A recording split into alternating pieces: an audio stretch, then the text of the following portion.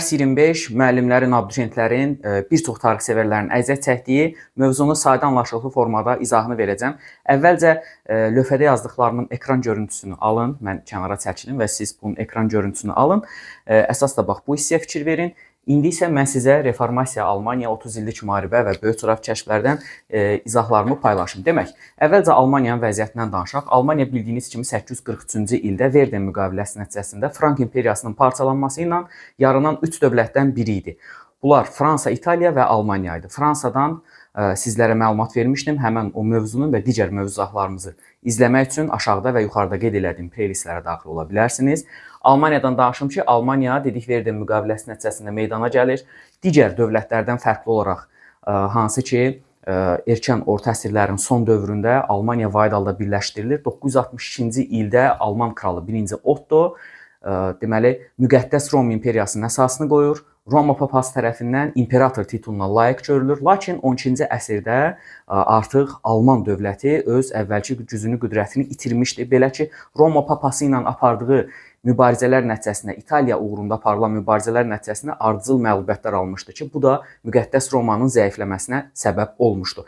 Alman torpaqları da qeyd elədiyim kimi bu dövrdə müqəddəs Roma imperiyasının sərhədləri daxilində idi. Hətta müqəddəs Romanın 3-cü səlib yürüşündəki iştirakından və uğursuzluğundan da bəhs eləmək yerinə düşərdi. İndi isə gəlin reformasiya hərəkatının niyə başqa ölkələrdə yox da, məhz Almaniyada baş verməsindən sizlərə danışım. Əvvəla reformasiya nə deməkdir? Sözün hərfi mənasına gəlin baxaq. Reformasiya yeniləmək, nizamlamaq, islahat deməkdir. Reformasiya orta əsrlərin son dövrlərində kilsəyə qarşı və kilsədə olan demək o özbaşınalıqlara qarşı aparılan bir mübarizə, dini hərəkat idi. Reformasiya niyə Almaniyada başladı? Bunun bir sıra səbəbləri var. Siyasi səbəblərindən danışası olsaq, digər dövlətlərə nisbətdə Qərbi Avropada Almaniya hələ də dağınıq haldaydı. Vahid dövlət, vahid imperiya, vahid kral hakimiyyəti yox idi. Dövlət, Alman dövləti müstəqil dövlətlərə, knyazlıqlara, feodal hakimliklərinə parçalanmışdı. Dini səbəblərinə gəldikdə digər Avropa dövlətlərinə, Fransaya, İngiltərəyə nisbətdə Alman torpaqlarında Roma papasının, katolik kilsəsinin özbaşınalığı hökm sürürdü. Ən çox indulgensiya satışı, yəni cənnət qəbzi satışı məhz Alman torpaqlarında həyata keçirilirdi. Bu barədə sizə sərhi bürüşlərində ətraflı məlumat vermişdim. Sosial səbəblərinə gəldikdə bu dövrdə əhalinin böyük əksəriyyəti təhsilsiz idi və təhsilsiz insanlar da daha çox kəndlərdə yaşayırdı.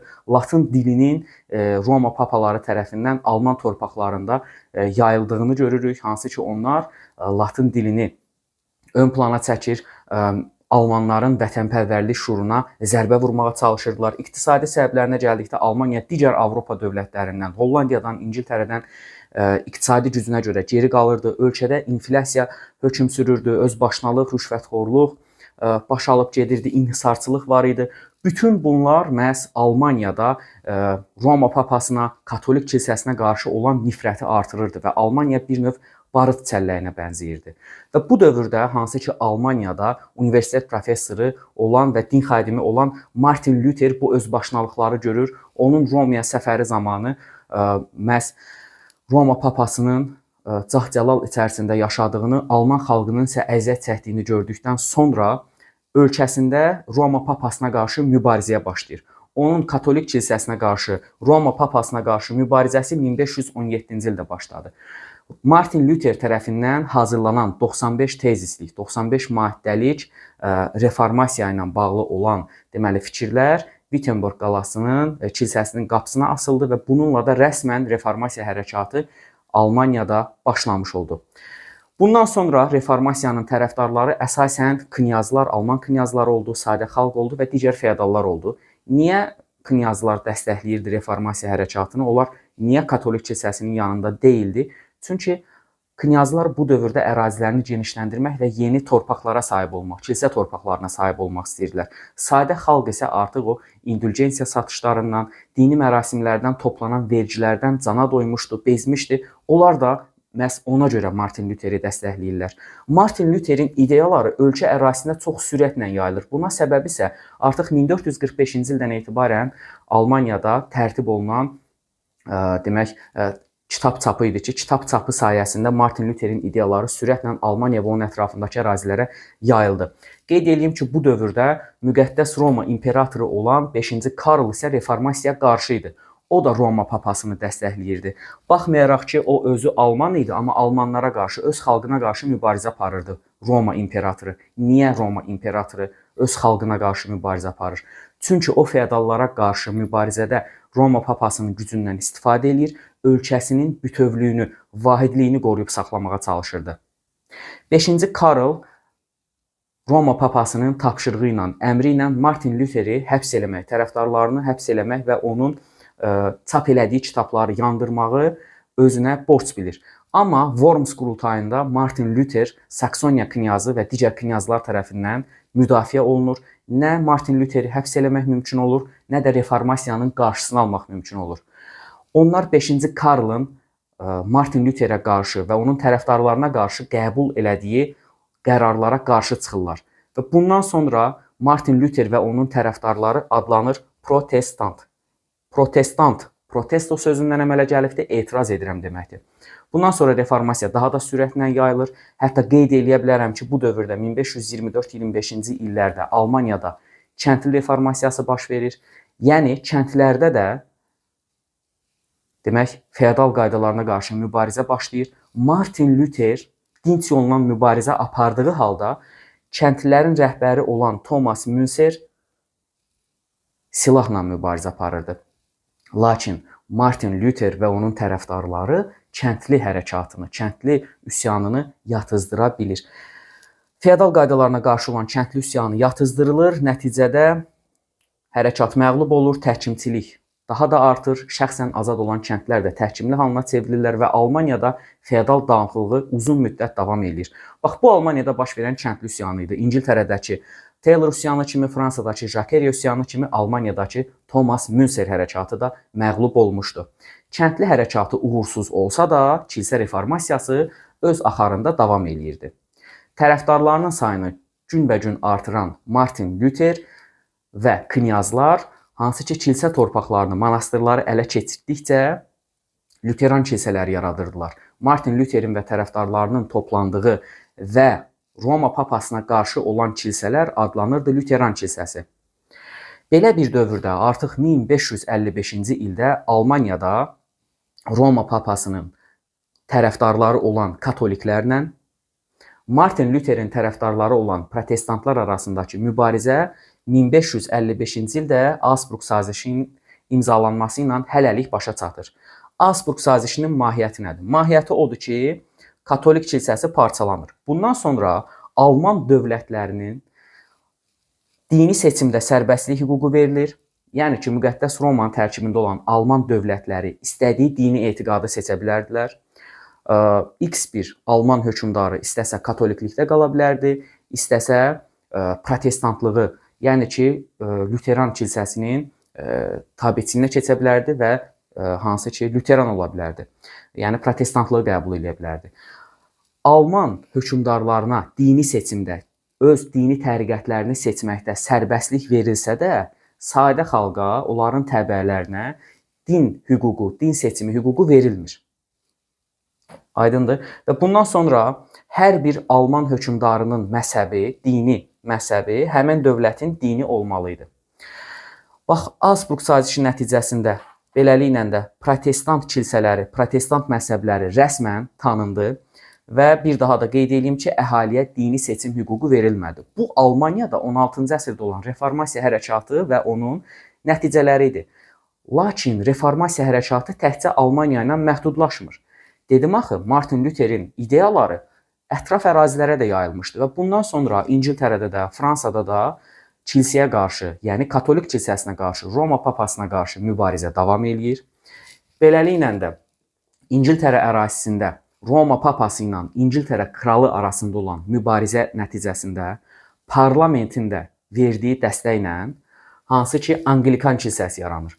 Anglikan kilsəsinin başçısı İngiltərə kralının özü idi.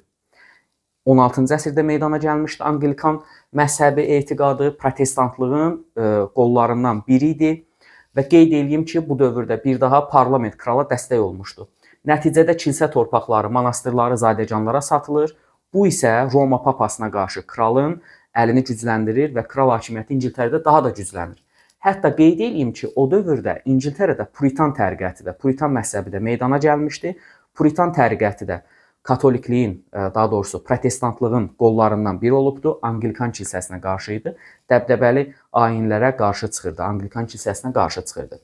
Fransada görək nə baş verir? Fransada da reformasiya hərəkatı uğurla yekunlaşır. Belə ki, orada bir Jean Calvin adında keşiş var idi. Jean Calvin ideyaları nəticəsində Fransada yeni bir etiqad meydana gəlir.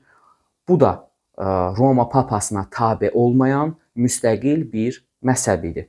Jean Calvinin ideyaları bəs nədən ibarət idi? Onlar da dəbdəbəli ikonalara, bahalı, təmtəraqlı kilsə ayinlərinə qarşı çıxırdılar və əyləncəni, rəqsi məhdudlaşdırmağı qəbul edir, israfçılığa qarşı çıxırdılar. Və 16-cı əsrin sonlarında Fransada Jean Calvinin kilsəsi rəsmən tanındı. Bu, reformasiyanın Avropadakı nəticələri idi, digər ölkələrində. Təbii ki, reformasiya baş verdikdən sonra və reformasiya dövründə də Roma papası boş dayanmır. Roma papaları reformasiyaya qarşı mübarizə aparırlar. Bəs onların görək mübarizə formaları nədən ibarət idi? Səlib yürüşləri mövzusunda da bəhs elədiyim kimi, Roma papaları katolik kilsəsinə və onlara qarşı çıxan şəxslərə qarşı amansız tədbirlər görürdülər. Katolik kilsəsinə qarşı çıxanları bidətçi, yəni dindən dönən insanlar kimi qəbul edirdilər və həmən insanları papa məhkəmələrində, inkvizasiya məhkəmələrində tonqalda yandırırdılar. Eyni mübarizə üsulu reformasiya dövründə də oldu. Belə ki, əks reformasiya tədbirləri nəticəsində, yəni reformasiyaya qarşı aparılan mübarizələr nəticəsində bidətçi hesab elədiyi insanları papa məhkəmələrində mühakimə edir, onları cəzalandırırdılar. Martin Luther'in ideyalarını, yəni protestantlığı təbliğ edən kitabları əhalinin gözü qarşısında meydanlarda yandırırdılar. Onlara qarşı amansız qərarlarla, onları işgəncələrlə məhv eləməyə çalışırdı katoliklər, Roma papasının, yəni tərəfdarları. Hətta Roma papası tərəfindən İsa cəmiyyəti yaradılır. İsa cəmiyyəti və onun üzvləri Yezuitlər ordeni adlanırdı. Onlar gizli xəfiyyə kimi istər İtaliyada, istər Almaniyada, istər Avropanın digər ərazilərində gizli şəkildə fəaliyyət göstərirdilər. O dövr Avropasında ən təhsilli insanlar hesab olunurdular. Hətta Yezuitlər ordeninin üzvləri Roma papalarının tərəfdarları tərəfindən 1572-ci ildə Fransanın paytaxtı Paris şəhərində protestantlara qarşı qırğın törədilir. 10 minlərlə protestant məhz Varfolomey gecəsi adlanan tarixi hadisə zamanı qətlə yetirilir. Ümumilikdə əks reformasiya tədbirləri nəticəsində İspaniyada və İtaliyada katoliklər protestantlara qalib gəlirlər. Protestantlığın qarşısını almağa nail olurlar. Amma bütün bunlar yenə də reformasiyanı başa çatdırmır. Reformasiya qarşı aparılan bax bu mübarizələr Avropada sonradan 30 illik müharibənin, yəni növbəti dini müharibələrin baş verməsinə, ixtişaşlara səbəb olmuşdu. İndi gəlin görək reformasiyanın ümumilikdə nəticələri nədən ibarət oldu. Reformasiyanın bir sıra nəticələri olur. Belə ki, sosial-iqtisadi nəticələrinə gəldikdə, reformasiya nəticəsində kapitalizm meydana gəldi, kapitalizmin meydana gəlməsinə şərait yarandı. Siyasi nəticəsinə baxdıqda, əsasən Almaniya ərazisində başladığına və yayıldığına görə Almaniya parçalandı. Bundan sonra din və dövlət bir-birindən ayrıldı. Artıq katolik dini Roma papalarının dövlətlər üzərində olan nəzarəti azalmışdı. Qeyd edə bilərəm ki, bundan sonra milli dövlətlərin yaranmasına, milli dövlət anlayışının yaranmasına zəmin yaranmışdı. Dini nəticələrinə gəldikdə, artıq Roma papasına tabe olmayan müstəqil və yeni kilsələr meydana gəlmişdi. Mədəni nəticələrinə gəldikdə isə təhsil dünyəvi xarakter almağa başladı. Təhsil kilsənin nəzarətindən çıxdı. Elmi araşdırmalar kilsə nəzarətindən çıxdı. Bu, reformasiyanın gedişatı, tədbirlərin baş verməsi, reformasiyaya qarşı olan mübarizə və reformasiyanın nəticələri idi. Birazdan indi sizə 30 illik müharibə haqqında bəhs eləyəcəm.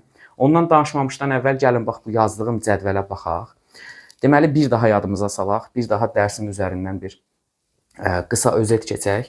Deməli, xristian kilsəsi, xristian dini bildiyiniz kimi 1-ci əsrdə meydana gəlmişdi. Və 1054-cü ildə xristian kilsəsi katolik və pravoslav kilsələrinə parçalanır. Əsasən Qərbi Avropada hökmran olan katolik kilsəsi Roma papasının başçılığı ilə fəaliyyət göstərirdi. Şərqi Avropada Bizans ərazisində mövcud olan kilsə isə Pravoslav kilsəsi adlanır və rəhbəri patriarx idi. Bizim Şərqi Avropada mövcud olan Pravoslav kilsəsindən işimiz yoxdur. Biz gəlin katolik kilsəsindən bir daha danışaq. Və dərsimizdə də artıq bundan dəqiqələrdir danışırıq. 16-cı əsrdə reformasiya hərəkatı dedik baş verdi. Reformasiya hərəkatı nəticəsində katolik kilsəsi 16-cı əsrdə bir sıra müstəqil kilsələrə parçalandı. Həmən adlarını qeyd elədiyim və bayaqdan üzərində danışdığım, bax bu kilsələrin heç biri Roma papasına tabe deyil və hər biri müxtəlif ölkələrdə fəaliyyət göstərib. Əsasən Almaniya torpaqlarında yaranan və mövcud olan kilsə Lüteran kilsəsi adlanırdı. İngiltərədə mövcud olan kilsə Anglikan kilsəsi idi və Fransada isə Calvin kilsəsi idi ki, Calvinist ideyalar orada yayılmışdı. Hətta bir dənə də qeyd edə bilərəm ki, Almaniya ərazisində təkcə Lüteranlıq yox, bəzi ərazilərində katoliklik qalmaqdaydı hələ də o dövrdə. Bundan başqa Almaniya ərazisində hətta Calvin kilsəsi də fəaliyyət göstərirdi. Amma ümumilikdə əsasən bax 16-cı əsrdə reformasiya hərəkatı nəticəsində qeyd elədiyim yeni kilsələr meydana gəldi. Deməli, sizdən testlərdə soruşsalar ki, katolik, daha doğrusu xristian kilsəsi nə vaxt parçalanıbdı? Biz xronologiyada qeyd edirik ki, 1054-də parçalanıb xristian kilsəsi. Yox, bizdən testlərdə soruşulanda ki, katolik kilsəsi nə vaxt parçalanıbdı? Biz deyirik ki, bu reformasiya hərəkatı nəticəsində 16-cı əsrdə demək parçalanmışdı. İndi gəlin sizlərə 30 illik müharibədən və böyük coğrafi kəşflərdən danışım. 30 illik müharibə Avropada sonuncu dini müharibələr dövrü hesab olunur. 1618-1648-ci illəri əhatə eləyir. İlk dəfə olaraq müqəddəs Roma imperiyasının daxilində başlamışdı. Səbəb olaraq qeyd edə bilərik ki, burada katoliklərlə protestantlar arasında mübarizə idi, hansı ki, müqəddəs Roma imperatoru ölkə ərazisində olan protestantlara qarşı mübarizə aparır. Mübarizə müqəddəs Romanın tərkibində başlasa da, dini motivlərə söykənsə də, sonradan siyasi motivlər də bura əlavə olunmuş və 30 ili əhatə edən bu müharibələr dövründə İngiltərədən başqa digər böyük Avropa dövlətləri bu mübarizəyə qoşulmuş. Nəticədə müharibə artıq Avropadakı siyasi rəqabətə çevrilmişdi. Burada Fransa ilə İspaniya da ön plana çıxır bu müharibələr dövründə və müqəddəs Roma, İspaniya, Fransa arasında Avropa liderliyi uğrunda bir mübarizəyə çevrilmişdi. 1648-ci ildə Vestfaliya sülh konfransının çağırılması ilə başa çatmışdı. 30 ili əhatə edən bu müharibələr dövründə Alman dövlətlərinin, Alman torpaqlarının ərazilərində əhalilər, şəhərlər, ərazilər talan edilmiş, dağıdılmış və bu Almaniyanın zəifləməsinə gətirib çıxartmışdı. Feodal qaydalarının daha da güclənməsinə gətirib çıxartmışdı. Və gəlin baxaq görək Avropada ilk və o dövrə qədərki ən böyük çağırılan konfransda hansı qərarlar qəbul edildi? Belə ki, 1648-ci il Vestfaliya konfransı ilə dövlətlər arası münasibətlər sistemi yarandı. Bu nədən ibarət idi? Burada suveren dövlətlərin bərabərliyi yanaşması prinsipi ilk dəfə tətbiq edilmişdi.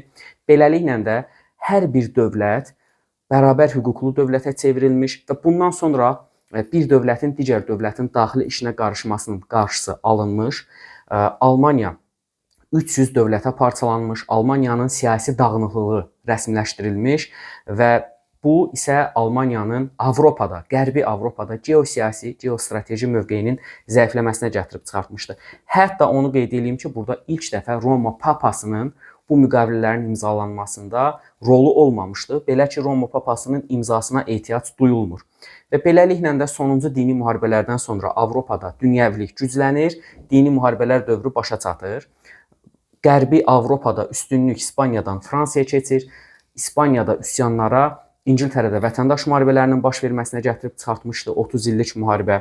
Hətta onu da qeyd edə bilərəm ki, bu dövrdə Fransa dövləti katolik dövlət olmasına baxmayaraq Alman dövlətlərinin daxilində olan protestantları dəstəkləmiş və bununla da hansı ki, dünyada ilk dəfə dövlət mənafi prinsipinin başlanğıcı qoyulmuşdu. Yəni, baxmayaraq ki, fransızlar özləri katolikdirlər, amma katolikləri dəstəkləmək əvəzinə Fransanın deməli siyasi mənafeyini daha da üstün tutmuşdu. Kardinal Richelieu, baş nazir Richelieu və protestantları dəstəkləyərək mübarizənin Fransanın xeyrinə nəticələnməsinə nail olmuşdu. Əvvəlcə isə böyük coğrafi kəşflərin baş verməsinin səbəblərindən danışım. Əsasən bunlar iqtisadi səbəblər idi. Artıq 14-cü əsrdən etibarən bildiyiniz kimi Avropada qara ölüm vəba xəstəliyi yayılmışdı. Bu isə bir çox milyonlarla insanın ölümünə, insan tələfatına səbəb olur və beləliklə də ucuz işçi qüvvəsinə ehtiyac artır. Çoxlu qızıla gümüşə olan tələbat artır. Bütün bunlar Avropalıların yeni yollar axtarışına çıxmalarına səbəb olur. Onların demək Hindistandan və şərqdən gələn şərqin zərif parçalarına, ipək parçalarına, ədviyyatına olan marağı artmışdı. Çünki bu dövrdə ərəb səyyahları Hindistandan gətirdikləri ədviyyatları, həmin o parça məhsullarını daha baha qiymətə satırdılar Avropalılara. Bu isə Avropa tacirlərinin mənafeyinə uyğun deyildi təbii ki də.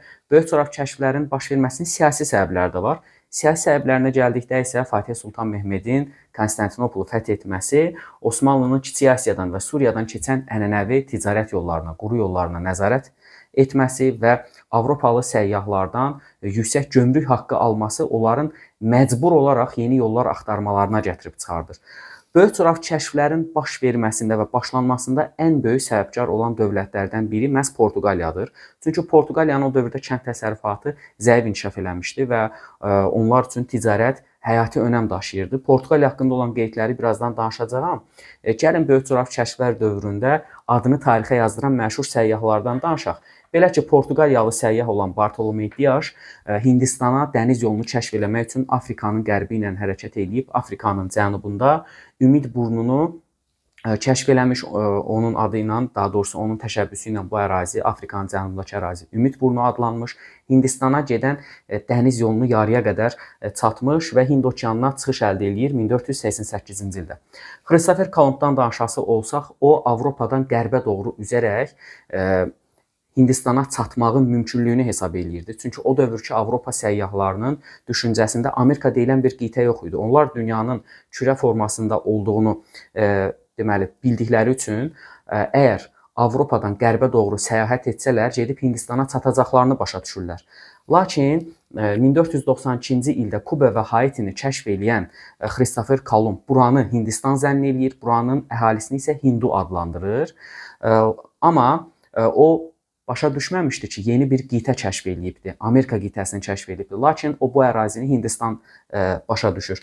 Amerika Vespucci isə ondan sonra həmən o Columbun kəşf elədiyi ərazilərin əslində yeni bir qitə olduğunu sübut eləyir və onun şərəfinə də bu qitə Amerigo, yəni Amerika adlanmağa başlayır sonradan.